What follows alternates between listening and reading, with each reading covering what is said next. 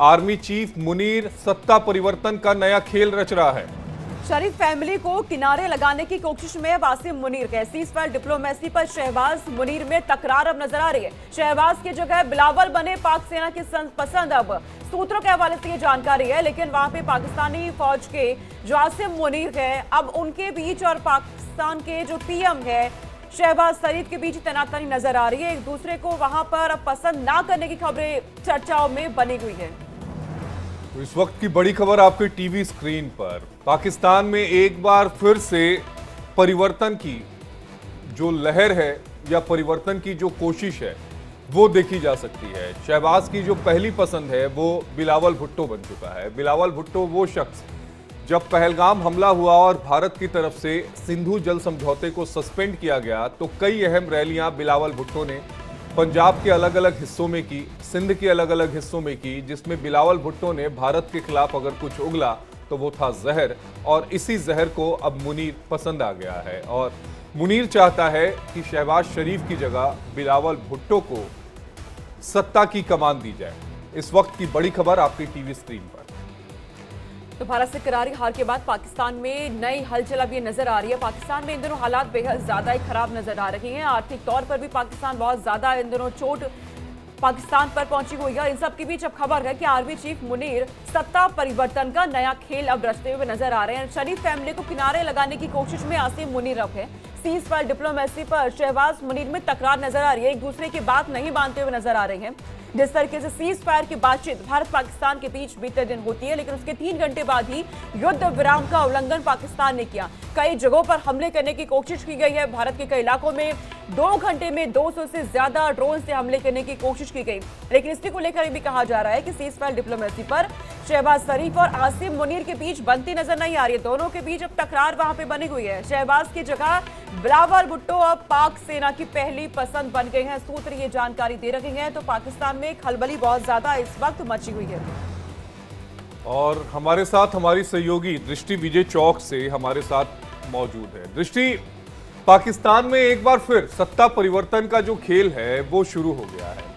मुनीर की पहली पसंद जो है इस समय बिलावल भुट्टो है। बिलावल भुट्टो के बारे में एक जानकारी पहले अपने दर्शकों के साथ साझा कर दो। जब भारत ने पर पहलगाम हमला हुआ और भारत ने सिंधु जल समझौते को सस्पेंड किया तो उसके बाद इसने कई रैलियां जो थी वो पंजाब प्रांत में की और इसने भारत के खिलाफ जहर उगला। पिछले 1 साल की अगर हम बात करें दृष्टि, तो 1 साल से ये शख्स जो था यानी बिलावल भुट्टो जो था वो हाशिए पर था, लेकिन जिस कदर उसने रैलियां की भारत के खिलाफ जहर उगला, मुनीर की पहली पसंद बन गया है। क्या कुछ और जानकारी है दृष्टि आपके पास? देखिए, ये जो जिहादी मुनीर है और साथ ही बिलावल भुट्टो, इन दोनों को एक ही तरीके से देखा जा रहा है। पूरे पाकिस्तान में इस समय गृह युद्ध के आसार चल रहे हैं। बलोच एक तरफ खुद पाकिस्तान की तरफ हमला कर रहे हैं। अब पाकिस्तान लगता है 2 टुकड़ों में टूटेगा, इतनी बुरी स्थिति पाकिस्तान की हो गई है। कल देखिए डोनाल्ड ट्रंप ने साफ ये कहा लिख करके कि सीज़फायर की स्थिति है, दोनों देश सहमत हो गए हैं। उसके कुछ ही घंटों के बाद 3 से 4 घंटे के बाद लगातार इंटरनेशनल बॉर्डर पे फायरिंग शुरू हो गई। इसका क्या मतलब हुआ? इसका मतलब यही हुआ कि जो सत्ता है और जो एक आर्मी है वो इसकी आपस में बन ही नहीं रही, वो एक दूसरे को मान ही नहीं रहे हैं।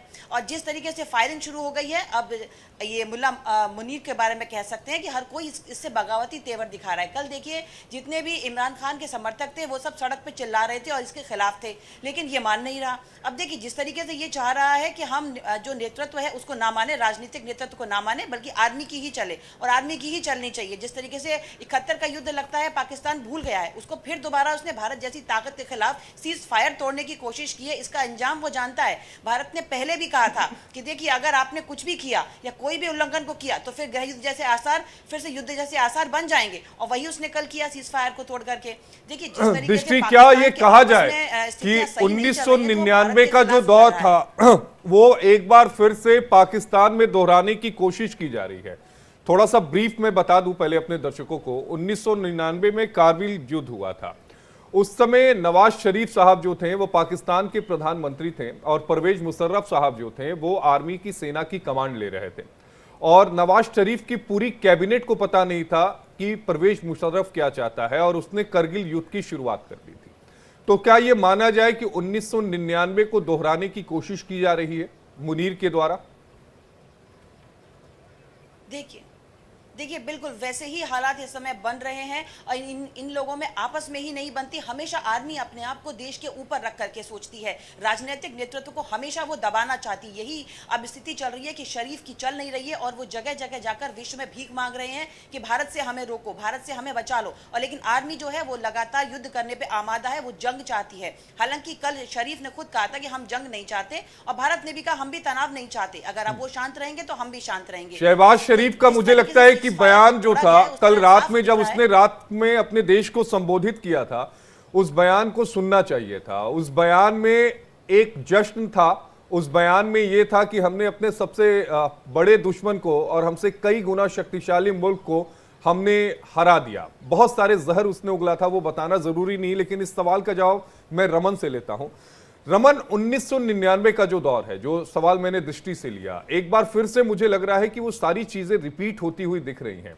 शहबाज शरीफ के साथ मुनीर ठीक वैसा ही करना चाहता है जिस तरह नवाज शरीफ के साथ परवेज मुशर्रफ ने किया था। जी हाँ, बिल्कुल आशीष, आपने सही कहा कि जिस तरीके से 1999 में जब कारगिल का युद्ध हुआ था, उस समय देश के प्रधानमंत्री अटल बिहारी वाजपेयी हुआ करते थे और लाहौर बस यात्रा लेकर वो शांति का एक संदेश लेकर पाकिस्तान गए थे ताकि दोनों देशों के बीच में रिश्ते जो हैं वो बेहतर हो सके। नवाज शरीफ ने उनका स्वागत भी किया था, लेकिन पीछे से जो बैक स्टैप किया था वो परवेज मुशर्रफ ने किया था। जिस तरीके से उनके लाइट इन्फेंट्री के बटालियन के जवान जो हैं वो कारगिल की उन खाली पोस्टों पर आकर बैठ गए थे, जहाँ पर एक संधि के दौरान जब सर्दी का मौसम होता है, जब बर्फबारी वहाँ बहुत ज़्यादा होती है, तो वो दोनों देशों की तरफ से उस इलाके को खाली छोड़ दिया जाता है और उसी का फ़ायदा उठाकर लाइट इन्फेंट्री के जो जवान थे वो वहाँ आकर कारगिल में बैठ गए। और जब भारत को मालूम चला और भारत की फौज वहाँ पर जाकर उनको खाली कराने की कोशिश करने लगी, तो ऊपर ऊंचाई का फ़ायदा उठाकर वो लगातार भारतीय सेना के जवानों को अपना निशाना बनाते हुए नजर आए। तो निश्चित रूप में जिस तरीके से 1999 में कारगिल युद्ध के बाद एक कूप हुआ था और परवेज मुशर्रफ ने बाकायदा सत्ता संभाल ली थी, नवाज शरीफ को जो है वो देश निकाला दे दिया गया था। तो आप ये समझ सकते हैं कि ये एक बार नहीं हुआ है, कई बार पाकिस्तान में हो चुका है। जियाउल हक के टाइम में भी बेनज़ीर भुट्टो को इसी तरीके से जो है वो कूप कर उनको सत्ता से हटा दिया गया था। और उसके बाद अगर आप देखें तो आसिफ मुनीर की भी जो है वो कहीं ना कहीं वही मंशा जो है वो नज़र आ रही है, क्योंकि नवंबर के महीने में आसिफ मुनीर जो है वो रिटायर होने वाले हैं और उससे पहले वो सत्ता पर काबिज होना चाहते हैं। इसीलिए आपको याद होगा कि 22 तारीख को जब बाइसरन में जो आतंकी हमला हुआ था, उससे पहले जो हमारी जानकारी मिल रही है कि ISI की चीफ ने आसिफ मुनीर से ये कहा था कि अभी इस वक्त जो है पाकिस्तान के ये हालात नहीं है कि वो इस तरीके के हमला करे और उसके बाद जो भारतीय सरकार का जो रिटेलिएशन होगा उसको हम संभाल नहीं पाएंगे, क्योंकि आर्थिक दृष्टि से अभी पाकिस्तान बहुत कमजोर है। असला हमारे पास है नहीं है, हथियार हमारे पास है नहीं है, तो हम कैसे उनका मुकाबला करेंगे। लेकिन अपने पर्सनल इंटरेस्ट को देखते हुए रमन आपके पास लौटते हैं। शहबाज शरीफ की तरफ से बीती रात क्या कुछ कहा गया, एक बार सुनवाते हैं, फिर उस पर आपका रिएक्शन। बतौर ख़ास जिक्र ना करूं और दिल की गहराइयों से उनका शुक्रिया अदा ना करूं, मेरे काबिल एहतराम चीन के सदर प्रेसिडेंट शी जिनपिंग, उनकी हुकूमत और चीनी अवाम का, जिन्होंने पाकिस्तान की 78 साल तारीख में हर मुश्किल वक्त में किसी भी नफ़े और नुकसान को खातिर में लाए बगैर पाकिस्तान का भरपूर साथ दिया। आपने सुना रमन ये रिएक्शन, ये तो वो पार्ट था जो वो अपने देश को और अपनी सेना की तारीफ कर रहा था। हमने वो पार्ट चलाया नहीं जिसमें वो भारत के खिलाफ लगातार जो है वो जहर उगल रहा था। शहबाज शरीफ जो कुछ कह रहा था रमन, बोल उसके थे, लेकिन मुझे लग रहा है शब्द जो थे वो मुनीर के थे, और शब्द इस बात के लिए भी जरूरी उसके लिए थे क्योंकि उसे भी पता है कि सत्ता जो है उसके हाथ से कभी भी जा सकती है।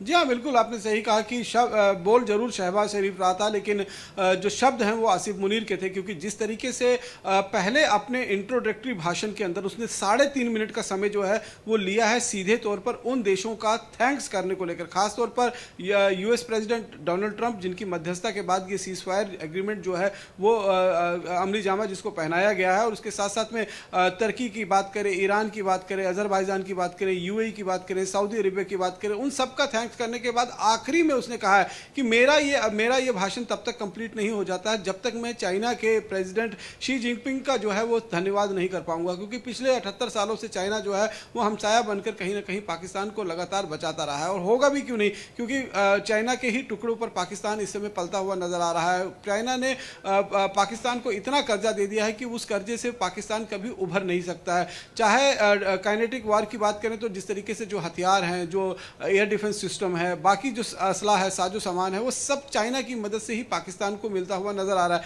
इसलिए पाकिस्तान अगर 100 बार भी चाइना को शुक्रिया अदा करे तो वो कहीं ना कहीं कम नजर आएगा, और आसिफ मुनीर भी समझते हैं कि बिना चाइना की मदद से वो पाकिस्तान की सत्ता पर जो है वो काबिज नहीं हो सकते। इसीलिए लगातार जो है एक तरफ उन्होंने ये दिखाने की कोशिश की कि देखिए इतना बड़ा जो देश है भारत देश, जो हमारा सबसे बड़ा दुश्मन है, यानी कि पाकिस्तान का सबसे बड़ा दुश्मन है, उसको हमने किस तरीके से घुटने पर ला दिया। ये कहीं ना कहीं शेख चिल्ली की तरह वो अपने आप को अपना रमन, अगर आप उसके पूरे भाषण को देखें, कल तो मैं पाकिस्तान के एक यूट्यूब चैनल है, नेशनल चैनल है, यूट्यूब पे मैं सुन रहा था, वो जिस जोश के साथ शहबाज शरीफ कह रहा था और जो शब्द थे वो शब्द ये बता रहे थे कि उन्होंने एक बड़ी जीत जो है वो हासिल की है। और अगर आप पूरा लब्बो लवाब देखें, बार बार ये कह रहा था कि शीशे से मजबूत जो हमारी आर्मी है, आर्मी की सुरक्षा है, उसे भारत भेद नहीं सका। तमाम शेख चिल्ली जिसका जिक्र अभी आप कर रहे थे, वो बातें हाइपर बोल जिसे हम हिंदी में कहते हैं, यानी बड़ बोलापन, वो साफ उसके शब्दों में नजर आ रहा था।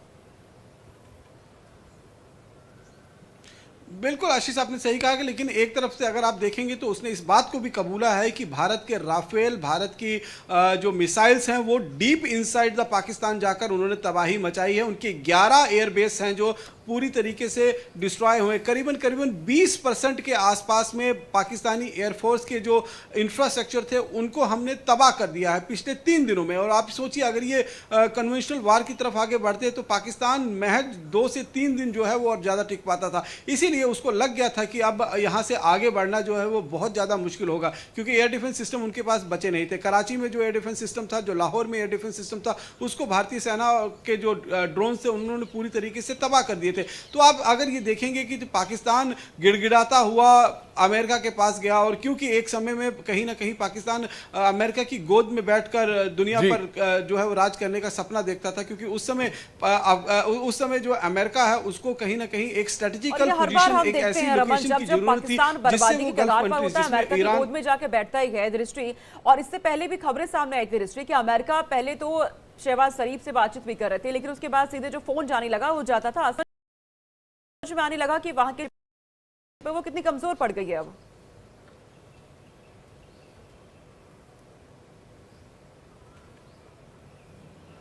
लगातार भारत के साथ समझौता करने के लिए उत्सुक थे। वो जगह जगह इंटरनेशनल लोगों से जाकर के बात कर रहे थे, लेकिन अब जिस तरीके से कल पाकिस्तान ने सीज फायर तोड़ा, उससे साफ पता चल गया कि राजनीतिक नेतृत्व और एक तरह से आर्मी के नेतृत्व में आपस में बन नहीं रही है। आर्मी नहीं चाहती है कि ये युद्ध रुके, लेकिन शहबाज शरीफ इस चीज़ को समझ चुके हैं कि अगर भारत ने दोबारा से इस तरह की कार्रवाई शुरू की तो शायद पाकिस्तान में कुछ नहीं बचेगा, क्योंकि 3 दिन में जिस तरीके से हमारी सेना ने पाकिस्तान के एयरबेस उड़ा दिए, उनके मेन जितने भी स्ट्रक्चर से वो सब उड़ा दिए, उनके पाकिस्तानी सेना को काफ़ी हद तक नुकसान पहुंचाया है। इस चीज़ का जो जिक्र था वो कर्नल कुरैशी ने भी किया था और व्योमिका सिंह ने भी किया था। और जिस तरीके से हम खुद देख पा रहे हैं कि लगातार उनके कई ठिकाने उड़ गए, सारे आतंकवादी काफ़ी हद तक मारे गए, 100 से ऊपर आतंकवादी मारे गए। तो पाकिस्तान को बहुत नुकसान पहुंचा है। कूटनीतिक तौर पर भी हम लोगों ने जो पानी बंद किया उससे भी बहुत नुकसान पहुंचा है, और वो आज तक उबर नहीं पाए। भारत ने खुद भी कहा था कि सीज फायर तो हम का समर्थन करते हैं, हम रोक रहे हैं, लेकिन जल संधि को हम अभी नहीं हटाएंगे। मैं आपके पास आऊंगा, लेकिन चूंकि यहां पर रमन की तरफ से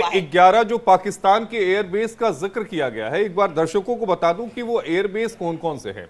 नूर खाना एयरबेस है, ये रावलपिंडी में है। ये एयरबेस इसलिए खास हो जाता है क्योंकि यहां से पाक आर्मी के चीफ, राष्ट्रपति, प्रधानमंत्री और सीजे यानी चीफ जस्टिस ऑफ पाकिस्तान का जो विमान है उनका हैंगर है और यहीं से उड़ान जो है वो भरते हैं।